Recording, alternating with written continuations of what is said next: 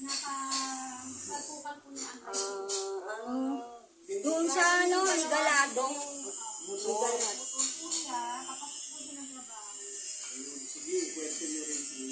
Pero ano lang siya, background ng...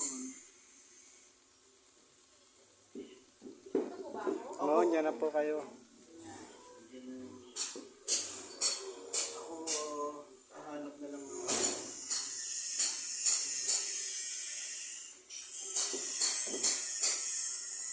Ipisahan po natin sa pangalan.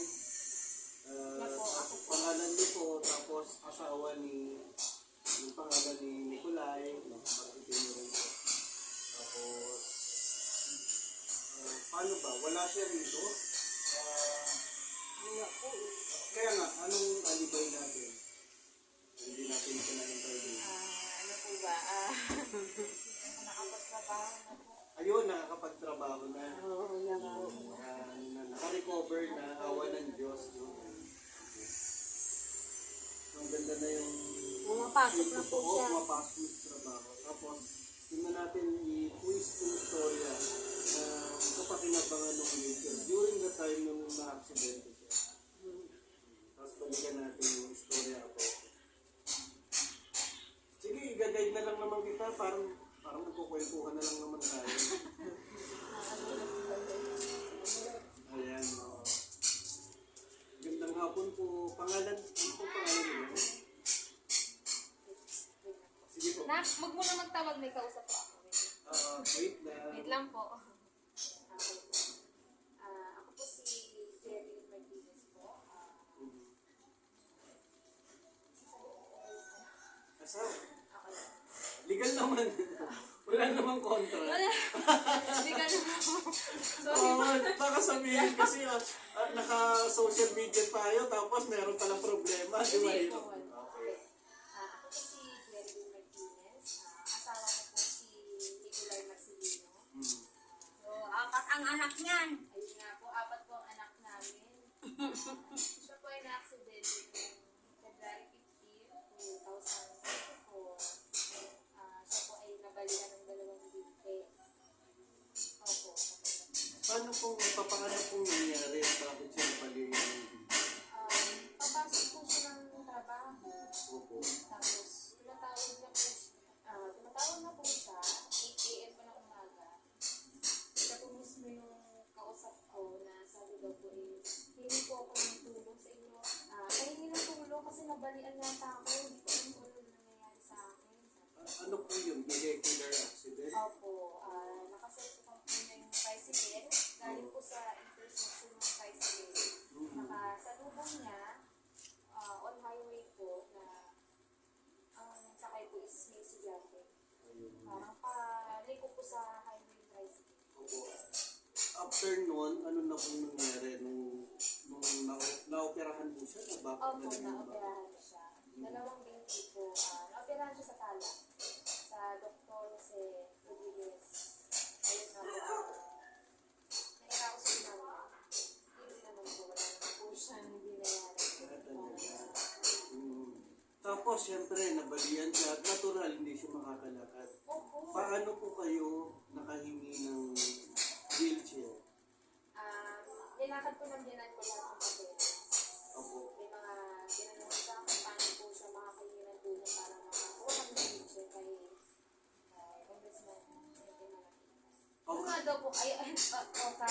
Congressman Oka. Congressman Oka Malapita. Opo. Pero, ang nagdala ng wheelchair dito Siya ay po mismo. si Councilor Enteng Malapita. Siya po ang nagdala. So, ito na yung wheelchair, no? Opo, ayan po, buong-buo pa po yan. Wala pa pong ano problema. So, sana wala nang gagamit niyan. So, nandiyan lang sa inyo nakatabi Opo, na. ginamit po niya mga 3 months. 3 months. 3 months po kasi nagpapa-therapy rin po kami sa kanan. Hmm. 3 months po namin na gamit at survive namin lahat. Sa tulungin po na wheelchair na yan, hindi niya na-recover yung sarili. Kasi kung wala po wheelchair, hindi po niya kaya na magpabuhat. Sarili sikat. Lumaban. Lumalaban po at lumaban para tumahan sa salamat po yung anak namin. nakakatuwa naman, no? At ngayon ay nagtatrabaho na siya. Opo. Nag-start po siya kasi napasok kasi ano na siya, ano sa medical na. Clear na po siya. Nakakapot na. Ayun po. Nanay! Opo. Opo. Kayo rin po, opo. Sige lang, sige lang. Dahan-dahan na. Baka no. Baka ito. Masasabi ko pa lang sa ano, wala nang gagamit ng wheelchair. Delikado to. Delikado to. Dapat. Nanay, ano pong pangalan nila? Helen Marcelino po. Opo. Kayo po ang nag-request ng wheelchair, tama ba? Opo. Kanino po kayo lumapit? Kali,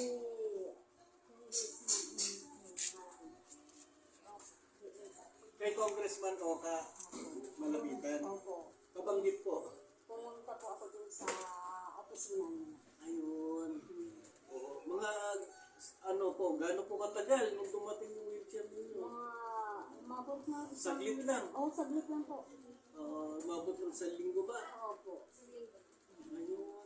Tapos, ayun nga, naikwento ni ate, gano'n na, no? Ang si Consihal Enteng Malapitan naman ang nag-apit ng Opo. So, hindi na ako papaligoy-ligoy pa, no? At may nagpapakilalang iba at gusto daw maging mayor dito ng Caloocan. Oo. At sino po ba napupusuan natin? Yung dati pa. Akala ko mag-iiba pa tayo. Na okay na. Marami nang Maraming naitulong po sa akin. Maraming niya. naitulong. Hindi lang sa inyo, kundi marami pang mga kababayan natin. Simula't simula nung butante ako sila ng buhay. Ayun. Loyal. Loyal. Dalawa magnanay. Loyal. Parehas kami butante siya talaga. Sila talaga, pamilya nila. Kaya yun ako, pasalamat po kami sa pamilya nila. Lalo na sa kay Oka Malapitan. Sa wheelchair po na binigay ninyo sa amin. Maraming salamat po. Nakitulong po na sa inyo.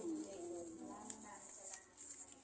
Kayo rin po. Salamat po sa tulong ni Mayor Malapitan, kay Congressman Enteng Malapitan. Salamat po. Maraming salamat.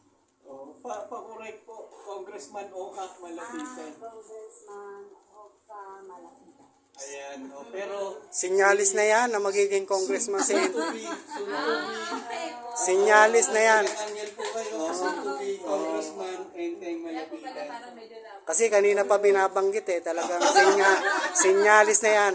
Ang susunod na congressman, Enteng Malapitan. Si Consihal Enteng. Marami pong salamat sa masayang kwentuhan, na balik-tanaw mula po rito sa Phase 1. Package Package 1, Bagong Silang, North Caloocan. Marami pong salamat. God bless us all.